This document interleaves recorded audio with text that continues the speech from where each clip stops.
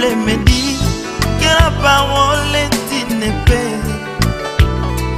Quand elle pénètre, elle partage l'âme et l'esprit, attriste l'homme et produit la repentance.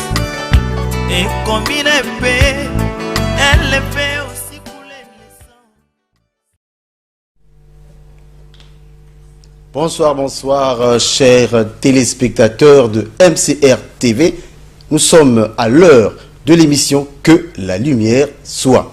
Et le thème que nous sommes en train d'exploiter, c'est Malachie 4 avec le docteur Clyde Munanga. Bonsoir, docteur. Bonsoir, frère Alain. Nous avons également notre frère Richard Josué pour la présentation de cette émission et moi-même. Alors nous sommes en train d'exploiter, disais-je, le thème de Malachie 4. Docteur, il y a un problème. Problème parce que dernièrement, vous avez parlé de prophètes majeurs en excluant Paul et le prophète Branham. Alors que nous savons jusqu'à ce jour que s'il y a un prophète reconnu comme tel majeur, c'est le prophète Branham. Alors certains internautes ne comprennent pas comment, dans vos explications, dans votre enseignement, selon les Écritures pourtant, mais vous excluez le prophète Branham ainsi que l'apôtre Paul. Paul apôtre ou Paul prophète, c'est à vous de répondre à toutes ces questions, docteur. À ceci près, c'est qu'il faut préciser, frère Alain, que alors c'est vrai qu'on fait, on tire un peu par les cheveux la chose en disant Branham et Paul. Mais il n'y a pas que Branham qui s'est présenté comme étant prophète majeur. Tout à fait. Ici même au Congo-Brazzaville, nous parlons de Guy Emile Foy-Setekouabo. Voilà. De l'autre côté en RDC, on a parlé de Simon Mbamou. Le docteur qui nous rappelait derrière nous, du côté de la Côte d'Ivoire, il y aurait quelqu'un aussi qui serait en train de se proclamer prophète majeur. Donc en fait, dans tout ce package, la fois passée, le docteur qui nous dit, il n'y a rien de tout cela. Et donc nous revenons à la charge, comme pour dire, pour attaquer le taureau par les cornes, on dit, finalement, qu'est-ce qu'on retient? Qu'est-ce qu'on doit retenir? Mais retenons ce qui est écrit. Je suis déjà fort étonné que ce nom-là remonte toutefois, et pourtant aucun verset ne cite ce nom. Parce que si on doit parler de la Bible, il faut parler de ce qui est écrit. C'est par courage extrême que les gens brandissent ce nom. Aucun verset n'a cité ce nom. Il faut parfois une certaine modestie avec les Écritures. Je comprends que certains, dans l'esprit fanatique, veulent à tout prix que leur leader soit cité dans les Écritures. Mais leur champion. Leur champion. Mais les Écritures ne mentionnent pas ce nom-là. Déjà, pour être majeur, il faut au moins qu'on parle de toi. On ne parle pas de toi.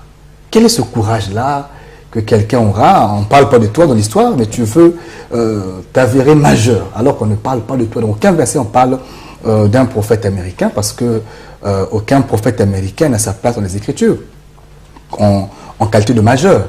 On va lire les textes pour vérifier, pour que la Bible parle. Parce qu'on essaie d'expliquer, mais je sens qu'il y a des notions qui passeront mieux avec les Écritures. Et parce que les gens ont reçu ces choses depuis des années, sinon pendant des années.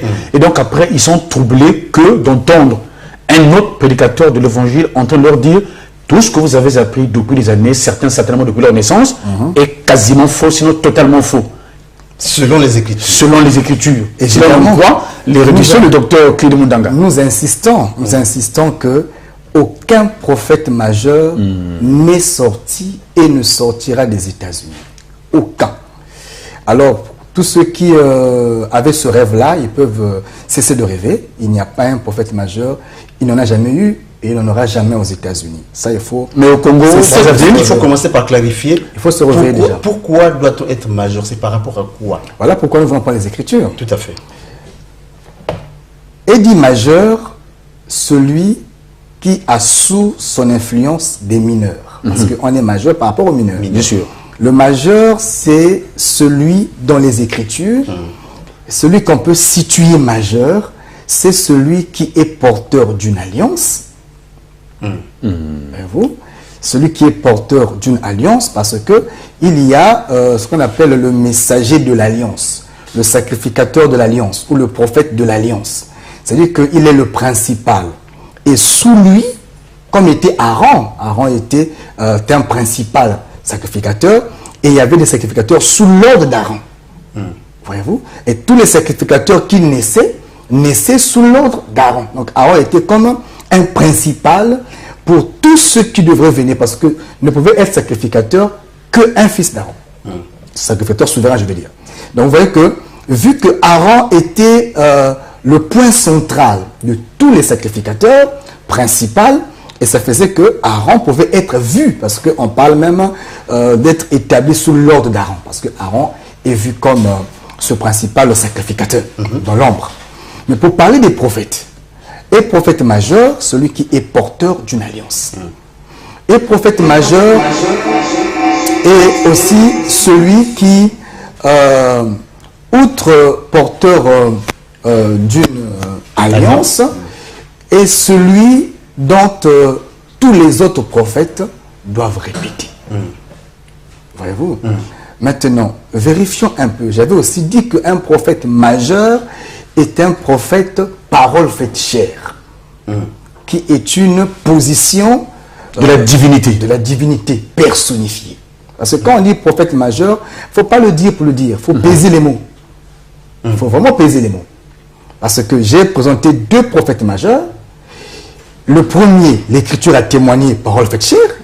Le second, l'écriture a témoigné, parole faite chair. Tout à fait. C'est clair. Et les deux ont une position de divinité d'après les Écritures. Avec le distinguo, pardon, que voici que vous disiez la fois passée, Moïse est homme fait Dieu, et le Christ lui-même est Dieu fait homme. Dieu fait homme. Maintenant, lisons un peu les textes. Dans l'Ancienne Alliance, j'ai dit, Moïse est le prophète majeur. Donc, tous les autres prophètes doivent répéter. Dans les réseaux sociaux, il y a eu des réactions sur SMS, ok. Il y en a beaucoup d'ailleurs. Traitons donc ce que dit la parole. Lisons Deutéronome chapitre 34 à partir du verset 10. Deutéronome chapitre 34. Chapitre 34. À partir du verset 10. À partir du verset 10. Alors, donc, on y va. Il n'a plus paru en Israël de prophète semblable à Moïse, que l'Éternel connaissait face à face. Est-ce que Élie était prophète en Israël?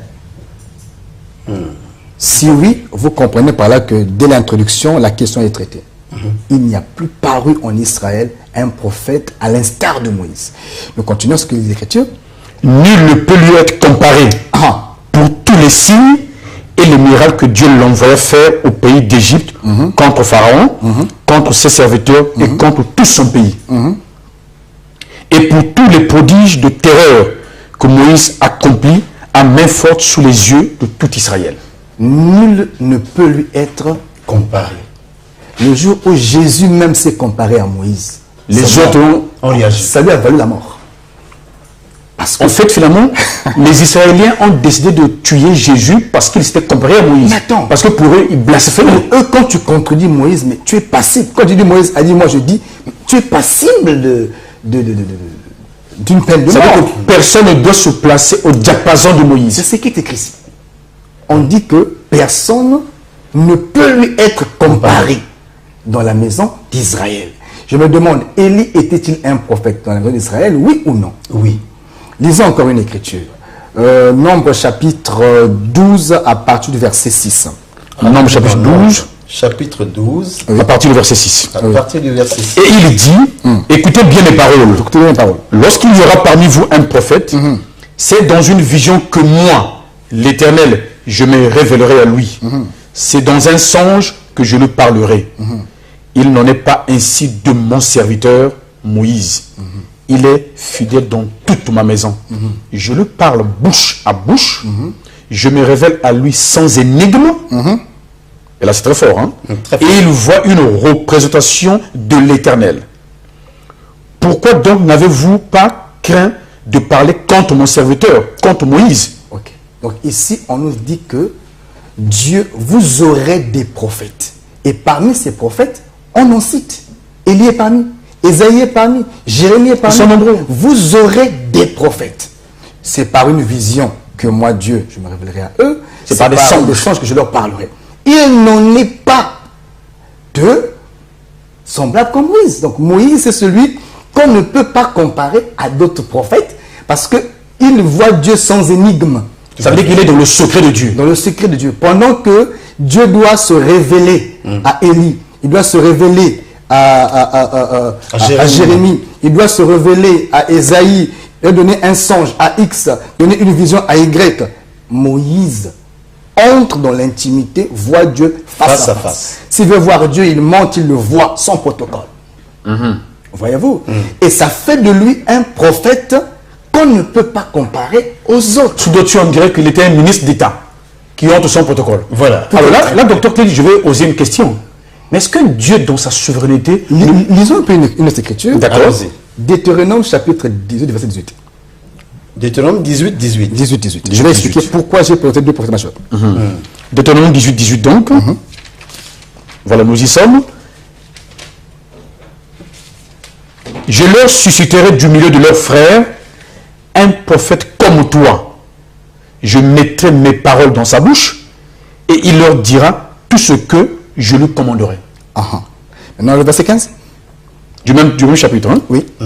L'Éternel, ton Dieu, te suscitera du milieu de toi, d'entre tes frères, un prophète comme moi. Vous l'écouterez. Moïse dit, l'Éternel, votre Dieu, vous susciterez pas des Juifs du milieu de vos frères. Il s'adresse à ses frères juifs. Très important, des frères hébreux, un prophète comme moi. Personne ne peut lui être comparé, il n'y a pas de prophète comme lui. Maintenant, la promesse est faite sur un seul prophète, pas deux, pas trois. En fait, il y a une précision au départ que personne ne peut être comparé à lui, mais lui-même... Une promesse, que Dieu doit vous envoyer un prophète comme moi. Et au verset 18, Dieu confirme qu'il va susciter, Moïse a dit en amont au verset 15, qu'il va susciter un prophète comme Moïse, un seul comme Moïse, et tout le peuple devra l'écouter. Un prophète comme Moïse, parce que Moïse a apporté la loi. Un prophète comme Moïse, parce que Moïse a apporté une alliance. Voyez-vous? Mais non, vérifions les textes. Lisons Jean chapitre 1, verset 45. Jean chapitre 1, verset 45. À partir du verset 45 ou bien le verset 45 seulement. Verset 45 seulement. Verset 45. Oui. Philippe rencontra Nathanaël et lui dit, nous avons trouvé celui de qui Moïse a écrit dans la loi et dont tous les prophètes ont parlé. Comment on l'appelle? Jésus de Nazareth, fils de Joseph. Attendez.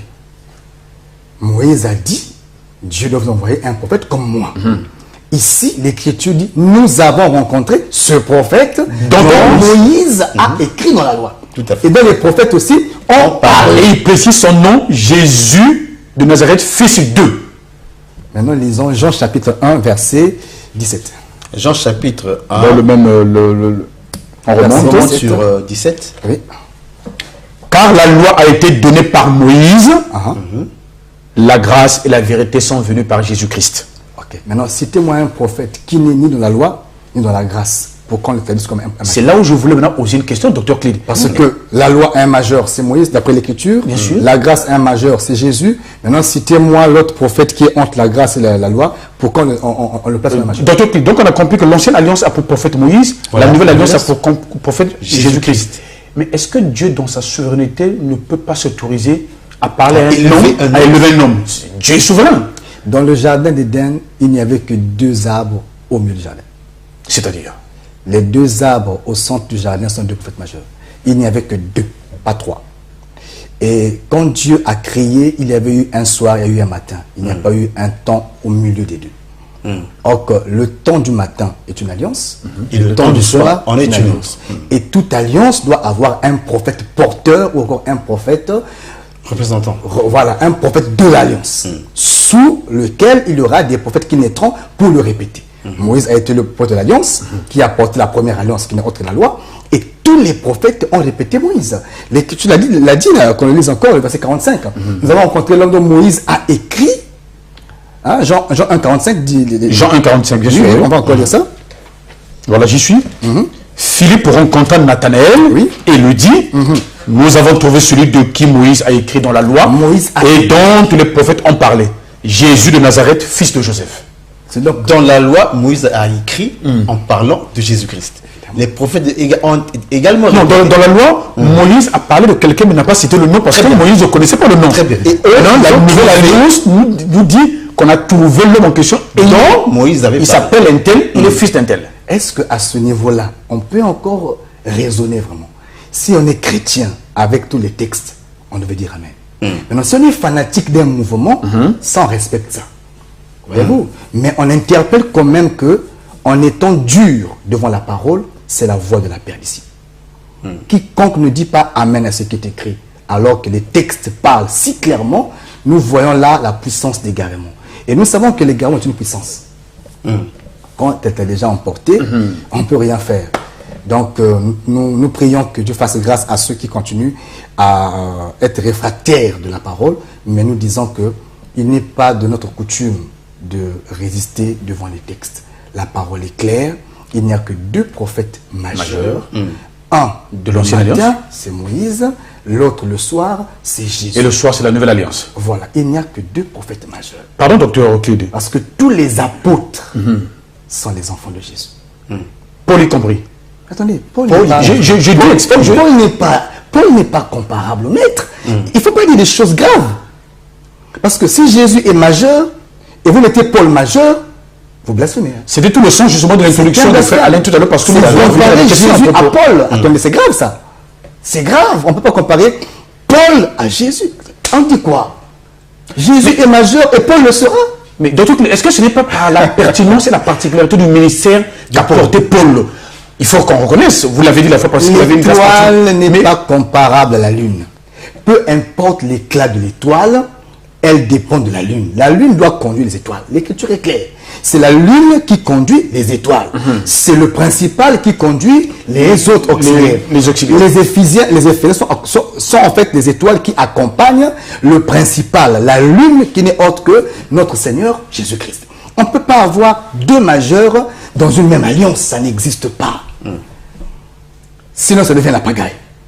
Et ce dit américain que vous citez majeur, mais j'aimerais le dire, ou dire à ses adeptes, s'il faut prendre cette danse-là, qu'ils acceptent aussi que Guy-Émile est majeur.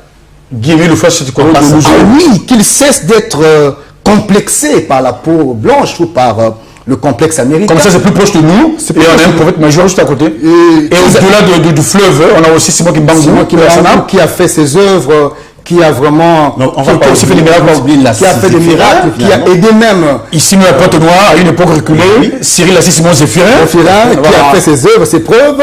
Jusqu'aujourd'hui, le mouvement existe, et ses adeptes le répètent, il a des pasteurs qui le répètent. Alors, s'il faut entrer dans cette façon de voir les choses, vous voyez que nous allons diminuer même la position du prophète majeur. Tout à fait. Voyez-vous? Et ça, c'est en fait le fanatisme qui anime plusieurs personnes. Les gens ont cru en leur prophète, ils n'ont pas cru en Jésus. C'est ça le problème. Maintenant, ils n'ont pas le courage de dire que leur prophète est Dieu. Parce que parler de prophète majeur, c'est parler de divinité, soit dit en passant. Évidemment.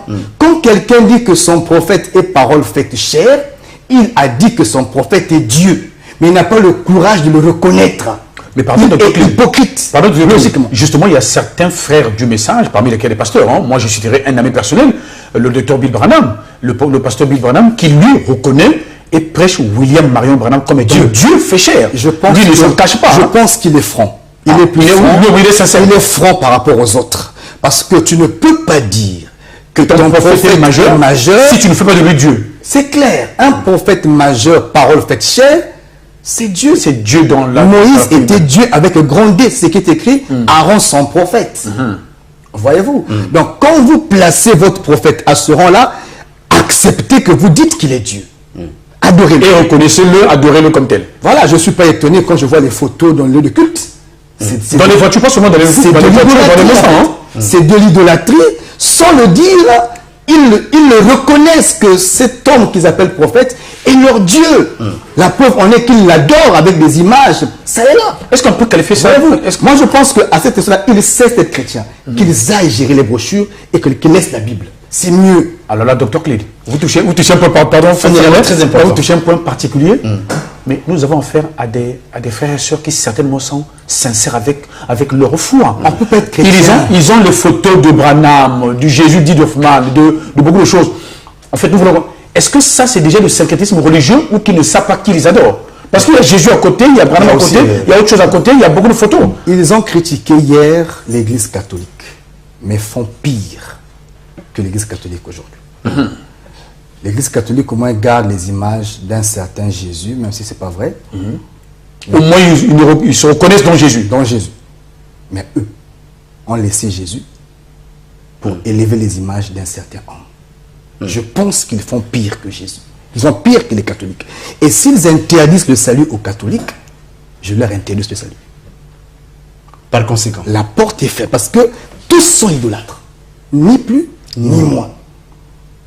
Il n'y a pas de débat. L'Écriture dit que tu ne te feras pas de représentation d'image des choses qui existent dans les cieux, sous la terre et sous la terre. Même dans l'eau. On ne peut pas dire ça autrement. Quand il y a des effigies, qu'on élève, ça devient de l'idolâtrie. Je pense. Docteur, on parle français, ce que ça veut dire. À moins que vous ne le saviez pas, en tout cas l'argument est celui-ci. Il n'adore pas Branham, mais plutôt l'image filmée. Donc la colonne qui est la représentation ce sont des tournures de phrases. En fait, ça veut dire que même si on devait photographier la c'est-à-dire quelqu'un dit je suis nu, mais je n'ai pas l'intention de séduire. Attends, tu prends pour les enfants? Quand on est nu, que tu le dises ou non, tu veux séduire? Peu importe l'intention de cœur, même si l'intention peut être nu en public, tu séduis. Intention, pas intention, on n'a pas besoin. Ce que tu fais là, ça veut dire séduction. En fait, le frère allait veut dire, de par le fait que le frère Branham portait, entre guillemets, la photographie de la colonne de feu sur la tête. Donc, eux, ils n'adorent pas Branham, ils adorent Dieu. La colonne de feu et Dieu, pour qu'il symbolise Dieu. Peu importe comment on fait ça. Dieu n'a pas permis qu'on l'adore en une image quelconque. Ça reste l'idolâtrie. En fait, on cherche des mots pour bien dire son péché. Ça reste péché. Donc pour justifier ce qui est un péché, donc c'est un péché, péché de l'idolâtrie. Ça reste un péché, même quand je le dis, j'ai mal au cœur. Je ne sais pas comment on peut comprendre beaucoup de mystères si on ne peut pas d'abord comprendre que être devant une image, c'est déjà l'idolâtrie. Justement, ni plus, ni moins. Et vraiment là-dessus, je ne sais pas si on parle le même langage, si on lit le même livre, mais je comprends parce que beaucoup de ceux dans ce courant ont préféré laisser la Bible pour aller suivre leur brochure. Ils deviennent beaucoup plus brochuristes que lecteurs de la Bible. C'est normal qu'on se perd parfois parce que quand on commence à prendre un autre support que les Écritures, la dérive n'est pas loin. Alors voilà que m'inspire une question, Dr. Clyde. Dès l'instant où nous comprenons, avec la clarification que vous faites des Écritures, que la nouvelle annonce n'a qu'un seul prophète, c'est le Maître lui-même, le Seigneur, le Christ, et que l'ancienne alliance, c'est Moïse.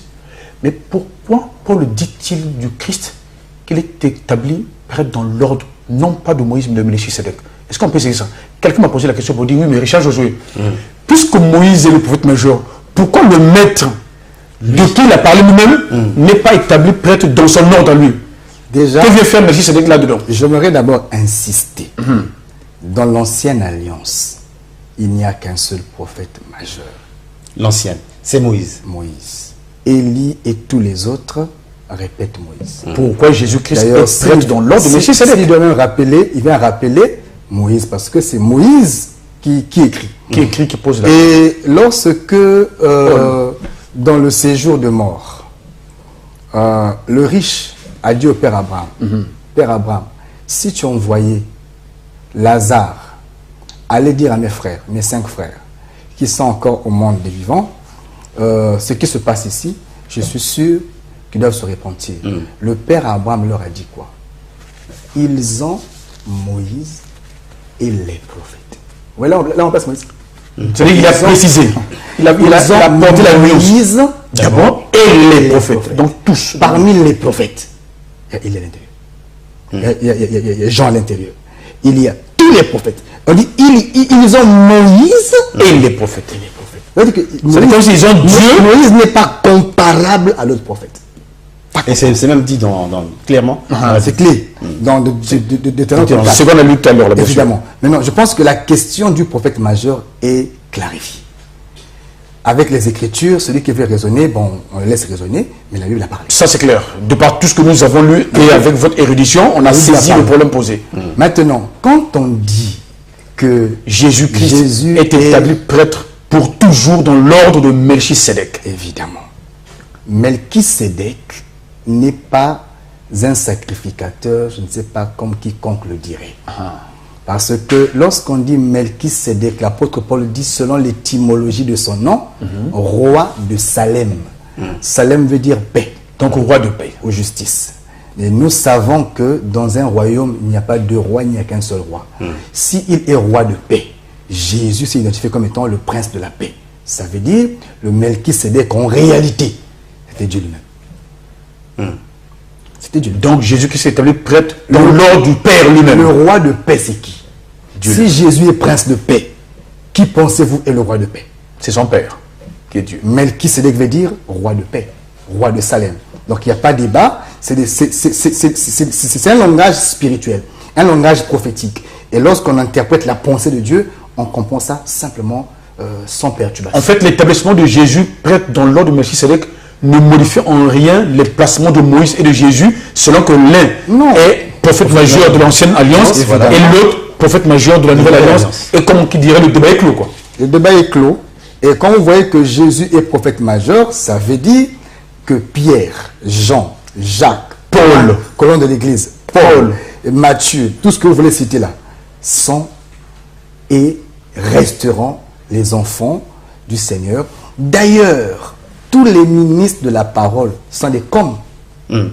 L'écriture comme le docteur Clid Mundanga ce soir. Voilà, il a donné aux uns comme, aux autres comme. Alors, si les uns et les autres sont des comme, qui est le véritable? C'est lui-même Jésus. Seul. Jésus est le véritable apôtre, le véritable prophète, le véritable docteur, le véritable évangéliste et le véritable pasteur. Il est le véritable. Maintenant, les apôtres, même Paul est comme. Paul, c'est un comme, il n'est pas un apôtre véritable. En tant qu'Éphésiens 4. Puisqu'il lui a dit, établi comme apôtre, comme prophète, comme il est apôtre, ce qu'il est aussi comme. Comme le véritable, il n'y a qu'un seul maître. Nous servons tous le même maître. On est tous disciples de Jésus. Voyez-vous, on n'est pas disciple de Paul, on est disciple de Jésus. Mais Paul est pour nous un aîné. C'est des premiers disciples. Bien sûr. Mais nous sommes dans la même école. Il n'y a pas une école de Paul. Ils nous ont précédés dans la marche de la mission.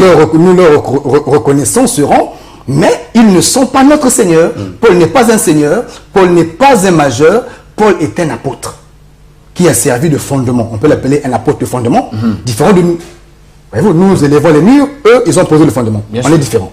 Mais est-il est que le propriétaire de la maison, ce n'est pas Paul, c'est Jésus.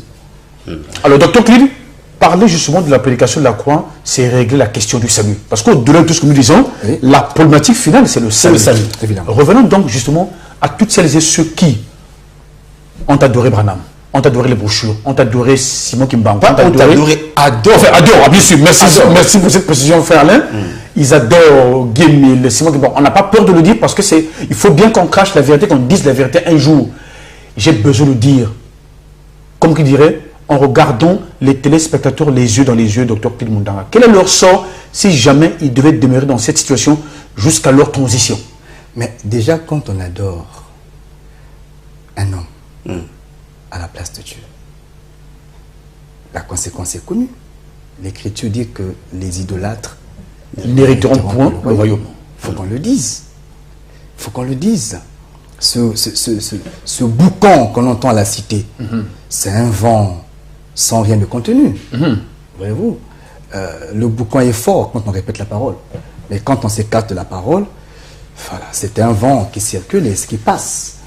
Et tous ceux qui veulent et ont un peu de pitié pour leur âme et revenir dans ce qui est écrit. On ne peut pas, peu importe sa confession, peu importe son obédience, on ne peut pas adorer un homme à la place de Dieu. Ni une chose, ni un animal. On ne peut pas le faire. Un homme, moins encore une femme. Oh là encore, c'est pire. Pourquoi c'est pire, docteur Clid? Alors, c'est pire. Ça nous aide. Pourquoi c'est pire avec la femme? C'est pire. Pourquoi c'est pire? Mais c'est pire parce que... Est-ce que le docteur Clid exclut les femmes? Non, mais déjà... C'est parce que j'ai dit c'est pire. Notre mère Marie, enfin, quand même, qui a une place. C'est par Marie que le maître est arrivé sur terre. En tout cas, je me réserve de cette histoire de Marie. Vous croyez que c'est vraiment une histoire? Parce que Marie, c'est une sœur dans l'église de Jérusalem. Elle qui nous a précédé dans la foi. Voilà, c'est une sœur. Elle n'a jamais dit qu'elle était déesse elle-même. Elle était assise au banc pendant que Pierre prêchait. Donc, les gens font dire de Marie ce que Marie n'a pas dit. Marie, c'est une sainte, notre précieuse sœur de l'église. Voyez-vous, c'est une précieuse sœur. Elle a cru à la foi, enseignée par Pierre et par les autres. Son pasteur, enseignée même par son fils. Son pasteur, c'était Pierre. Quand Jésus dit à Pierre, paie mes brebis, il y avait Marie à l'intérieur. Parmi ces brebis. Donc ne créez pas d'amalgame. Marie elle-même a cru en Jésus. Elle était disciple au pied des apôtres Alors ne créez pas d'amalgame. Ne dites pas de Marie ce que Marie n'a pas dit. La sœur Marie, c'est une sœur bien-aimée qui a cru en Jésus, qui a cru en son Fils, qui est notre Dieu aussi, et qui a cru en l'enseignement enseigné par les apôtres. Donc Marie n'a jamais été rebelle. Ça veut dire que la sœur Marie est dans le séjour des bienheureux. Il attend. Non, c'est une sœur bien-aimée. Cette histoire du culte de Marie est venue naître beaucoup d'années après sa mort. Marie ne connaît même pas ça. Le danger de la religion, c'est que la religion marche comme la politique. On peut faire dire de quelqu'un ce qu'il ne connaît même pas. Ce qu'il n'a même jamais dit. Non, jamais dit. Si elle Parce que c'est un système. Si elle ne l'a jamais dit, mais les Écritures également. C'est un système. C'est un système. On poursuit des idées, une idéologie, et on est prêt à tout faire pour maintenir et faire croire cette idéologie. Donc dans la Bible, on n'a jamais vu là où on adorait Marie. On n'a jamais vu ça. Mais peut-être parce que la salutation de l'ange, je vous salue Marie, pleine de grâce. Je te salue Marie, pleine de grâce. L'ange n'a pas vous voir Marie. L'ange dit, je te salue Marie. Toi, vous voyez que nous avons fait le catéchisme dans certaines églises. Moi, j'ai fait le catéchisme à l'église catholique. Donc, vous comprenez que c'est resté dans l'esprit. Oui, mais en tout cas, et nous sommes plusieurs dans ces conditions. La parole doit nettoyer ça. Ah, merci bien. Je te salue Marie, a dit l'ange à Marie. Toi à qui une grâce a été faite. On n'a pas dit pleine de grâce. Parce que pleine de grâce, c'est une position. C'est une précision importante. Donc, toi à qui une grâce a été faite. Toi à qui une grâce a été faite. Donc, c'est une nuance importante même dans la singularité du discours. Évidemment, quand on dit pleine de grâce, on a menti. Ça veut dire au nom de l'ange. Il y a une couverture globale. C'est un blasphème. L'ange a dit, je te salue Marie, toi à qui une grâce a été faite. C'est ce qui est écrit. Donc, ce que l'on raconte là, en tout cas, la parole n'y est pas engagée. Vous voyez donc, docteur Clip, pardon, que finalement, lorsque vous nous démontrez ce soir que tous ceux qui adorent les êtres, les femmes, les hommes, comme les images, les sirènes et les arbres, sont déjà tombés sous le coup du péché dit de l'idolâtrie. C'est clair. Mais est-ce que ce n'est pas aussi du fait des enseignants que vous êtes? En passant. C'est toute la problématique, parce que l'impression qui se dégage, là je le dis en toute responsabilité en tant que journaliste, on dirait que dans les assemblées dites du message de Branham, on semble mieux prêcher l'évangile ou la parole. On dit souvent là-bas on enseigne la parole. Ça n'est pas ce qui se passe dans vos églises, dans vos assemblées chrétiennes. C'est quoi le problème? C'est comme si vous n'enseignez pas le message de Dieu, donc de la Bible. Vous voyez, pour qu'il y ait aujourd'hui les égarements. Voilà, quand on parle de la parole, il faut aller dans les assemblées de Branham, là-bas on enseigne mieux la parole. Si vous allez quelque part ici au Congo, vers 120, on va vous dire que les dombeurs là enseignent bien la parole de Dieu. Chacun clame son système. Mais est-ce que ce système, c'est la parole de Dieu? Nous ne sommes pas dans les foules, nous ne sommes pas dans les mouvements. Si vous partez à Rome, on va vous dire que nous tous là, c'est les histoires. Au Congo, on dit Binzamizami. La vraie religion, c'est la foi catholique. Voyez-vous? Et on dit même que bon, c'est eux qui nous ont apporté le salut. Et pourtant, c'est pas juste aussi. C'est-à-dire que chacun tire le doigt de son côté. Parce que même eux-mêmes, les Européens, ont hérité une foi qui n'est pas la leur. La foi que nous professons est juive. Elle n'est pas européenne. Donc, eux aussi ont politisé les choses pour mieux nous assujettir. Donc, et eux et nous, en fait, nous suivons la foi juive. Voyez-vous? Maintenant, quand on n'a pas vérifié les textes, on se perd facilement. Donc, ce mouvement-là, ce système-là, les gens parlent parce que, bon, voilà, à la cité, tout peut se dire. Mais qu'est-ce que la parole de Dieu nous dit? Moi, je ne crois pas que la vérité, parce que la vérité se lit aussi dans ce qui est écrit. C'est la parole qui doit attester une vérité. Ce n'est pas la foule ou ceux qui le disent. Voyez-vous. On va demander à la régie de nous balancer l'image que nous avions du séminaire. Nous avons un séminaire, voilà. Nous avons un séminaire qui doit prendre fin demain. Le séminaire prendra fin demain de 17h à 19h30 parce que ce sera la clôture. Le thème, c'est « Telle n'est pas ta manière d'agir ». C'est un séminaire de prière et d'intercession. L'onction de Dieu n'est pas là seulement pour chasser les démons, mais c'est aussi pour aider ceux qui font les affaires à voir la main de Dieu dans leurs affaires, parce que l'onction aussi bénit, l'onction aussi stabilise, l'onction guérit, et l'onction fait beaucoup plus que chasser les démons. Donc nous invitons tous ceux qui ont des problèmes multiples, de tous les sens, peut-être professionnels, socio-économiques et consorts, de se rapprocher de ce grand programme, de se rapprocher de Dieu, parce que nous ne sommes que des serviteurs. Et dans ce programme, on va non seulement préparer le peuple à la prière, mais aussi engager des prières qui permettront à chacun de voir la main de Dieu. Et le programme aura lieu, ou a déjà lieu, va d'ailleurs finir demain, à la base Socoprise. Quand vous partez du rond-point Ilama pour la brasserie, la toute première ruelle à droite sur l'avenue, la seconde parcelle à votre gauche. Voilà, c'est là où est le lieu de l'activité. Et je rappelle aussi que l'activité est en direct sur notre page Facebook. Donc les réseaux sociaux notamment. Voilà, donc quand nous commençons à 1 heure après le départ, parce qu'on met beaucoup plus la prédication en ligne. Donc à partir de 18h15 déjà, vous avez le direct sur la page Facebook de l'église. La page c'est Église le Rassemblement des Saints. Abonnez-vous à la page et vous aurez la possibilité, pour ceux qui sont en dehors du pays, de suivre ce programme en ligne. Et pour vous qui êtes à Pointe-Noire, je vous conseille de venir toucher de faire le déplacement du lieu. Évidemment, parce qu'il y a des choses qui changent quand on prend le courage de se déplacer. Donc, et il faut préciser que c'est vous en êtes vous le principal orateur de ce séminaire. Hein? Évidemment, c'est moi qui dois clôturer le séminaire demain.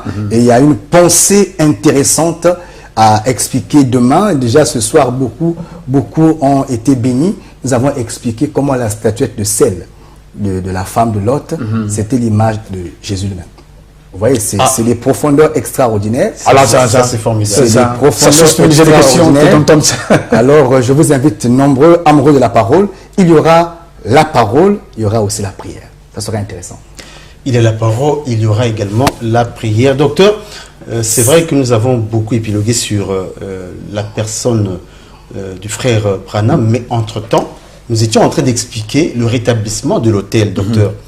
Nous avons su que le rétablissement de l'autel ne concernerait pas les nations, sinon l'Église, mais c'est Israël qui est concerné pour le rétablissement de l'autel. Docteur, la personne d'Élie qui est censée apporter le rétablissement de l'autel en Israël, nous aimerions savoir finalement, puisque nous les nations, on n'a pas de prophète majeur, on n'a pas de rétablissement à faire par rapport à ce niveau, la question est réglée d'ailleurs. C'est réglé, car nous enseignons selon les Juifs, selon le fondement des apôtres. Donc l'autel est en place dans les nations. Jésus a dit les portes du séjour de mort ne prévaudront point contre elle. Donc l'église en place, ça on n'a pas peur. L'église en place. Alors, la personne d'Élie. Élie, disons plutôt Malachie 4, parce que il n'y a pas que Élie dans Malachie 4. Hein. Il y a Élie, il y a le pays de l'interdit, il y a des valeurs, il y a la loi qui doit être rappelée. Lisons le livre d'Apocalypse chapitre 11 à partir du verset 3. Apocalypse 11 à partir du verset 3. Oui. Voilà, je suis à la page. Je donnerai à mes 2 témoins le pouvoir de prophétiser, revêtus de sacs, pendant 1260 jours. Ok. On continue. Ce sont les 2 oliviers et les 2 chandeliers qui se tiennent devant le Seigneur de la terre. Là, on répète Zacharie 4, versets 2, 3 et 14. Si quelqu'un veut leur faire du mal, du feu sort de leur bouche et dévore leur ennemi. Si quelqu'un veut leur faire du mal, du feu sort de leur bouche et dévore leurs ennemis. Et si quelqu'un veut leur faire du mal, il faut qu'ils soient tués de cette manière. Ils ont le pouvoir de fermer le ciel afin qu'il ne tombe point de pluie pendant les jours de leur prophétie. Quel est ce prophète qui a répondu ses ennemis par le feu, qui a déclaré le feu, qui a consumé ses ennemis et qui a fermé le ciel sur sa parole pour qu'il n'y ait pas de pluie pendant le temps de leur prophétie. Or que le temps de leur prophétie, c'est 1260 jours, c'est-à-dire 3 ans et demi. Qui est ce prophète qui avait bloqué le ciel pendant 3 ans et demi? Le prophète Élie. Ok, nous continuons. Et ils ont le pouvoir de changer les eaux en sang et de frapper la terre de toute espèce de plaie chaque fois qu'ils le voudront. Quel est ce prophète qui a changé et qui a accompli ces histoires dont on parle ici? Le prophète Moïse, bien sûr. Ok, nous continuons. Quand ils auront achevé leur témoignage, la bête qui monte de l'abîme leur fera la guerre, les vaincra et les tuera. Ok, on peut d'abord s'arrêter là. Vous voyez que ils doivent exercer leur mission. Non, pas d'Élie, on parle de Élie. Nous voyons c'est Malachie 4. Tout à fait. Vous voyez c'est Malachie 4. S'accomplir. Et quand ça s'accomplit, parce que quand on dit Élie, Élie, c'est pas Élie qui va revenir. Non, ça sera un homme qui sera animé de l'esprit d'Élie. Comme a été Jean-Baptiste, un homme, mais avec qui était animé de l'esprit d'Élie. Ce n'est pas le Élie là qui revient. Non, ça ne va pas s'accomplir comme ça. Maintenant, quand ces hommes-là travaillent, on nous dit qu'ils vont travailler pendant 3 ans et demi. Donc c'est 2 oliviers là, c'est 2 chandeliers, c'est 2 hommes là. Évidemment, un temps, des temps et la moitié d'un temps. Et lorsqu'ils auront fini de faire leur prophétie, leur service, ils doivent être tués par la bête qui monte de l'abîme ou qui monte de la mer. Alors vous comprenez ici que leur temps d'exercice, c'est le temps de la grande tribulation. Maintenant, classons ça dans la ligne prophétique. Les 2 oliviers. Quand nous classons, bon, je pense que là, on va encore ouvrir trop de brèches. Gardons ça aujourd'hui, Seigneur. Reprenons ce qui est simple. Après l'enlèvement de... Là, le docteur a bloqué. Il ne faut pas trop ouvrir des fenêtres, mais il y a beaucoup à dire en tout cas. Bien sûr. Il y a beaucoup à dire. Quand vous voyez le coq chanter 2 fois, c'est les 2 prophètes. Donc il y a beaucoup à dire, mais je ne veux pas rentrer là-bas, sinon on va toucher trop de choses. Revenons un peu ici. Après le travail des Éphésiens, quand l'Église aura atteint la perfection, parce qu'il est écrit que c'est par le service des Éphésiens 4 qu'on doit atteindre la perfection et la stature parfaite. Une fois l'Église a atteint la stature parfaite, l'Église part pour l'enlèvement. Après l'enlèvement de l'Église, ce n'est pas la fin du monde. Il faut le dire. Après l'enlèvement de l'Église, la vie va continuer. Sur terre, comme si de rien n'était. Comme si de rien n'était. Mais ce qu'on va constater, c'est la disparition de ceux qui ont marché avec Dieu fidèlement. C'est-à-dire, l'épouse du Seigneur s'en ira pour les noces. Et en bas sur la terre, il y aura ce qu'on appelle par